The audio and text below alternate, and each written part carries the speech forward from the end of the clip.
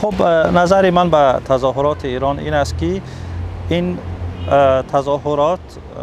نشان می‌دهند که واقعا در داخل ایران ناراضیان زیادی هستند که به کوچه و خیابان‌ها می‌ریزند و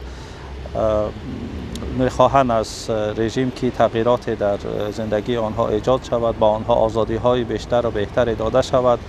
و همچنان وضع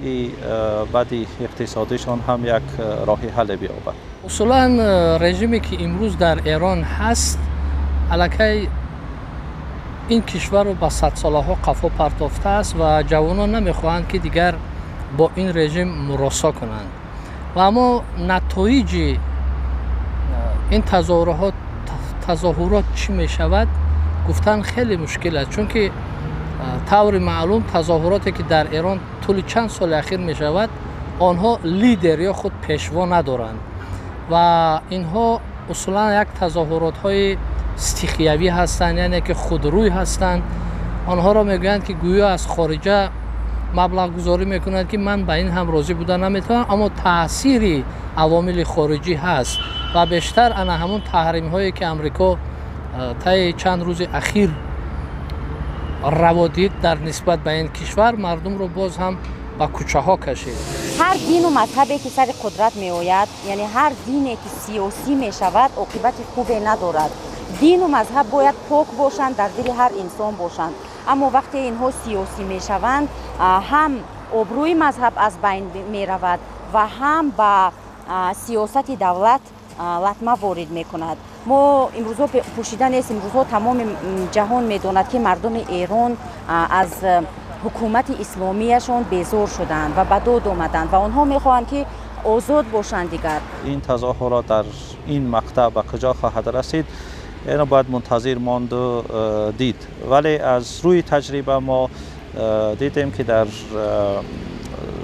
مرحله اول، یعنی در آغاز سال یا پایان سال گذشته وقتی که سر صدا و تظاهرات بود،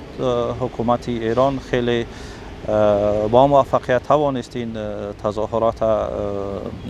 فرو بنشانه بدون خونریزی، بدون اینکه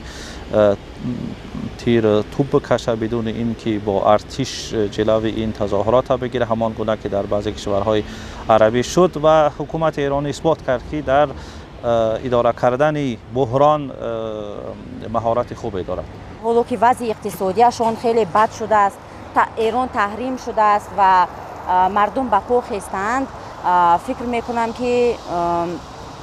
این حکومت باید از بین برود و یک حکومت آزادی که وابسته و پایبند دین و مذهب نباشد سر قدرت بیاید و مردم ایران دیگر آزادانه به کشورشان رجوع کنند و از حقوقهای خود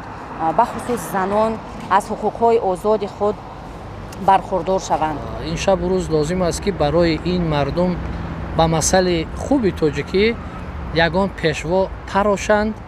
آن را زایند، تولد کنند، چون که این مردم بدانند که کجا می روند و هادیشان کیست و از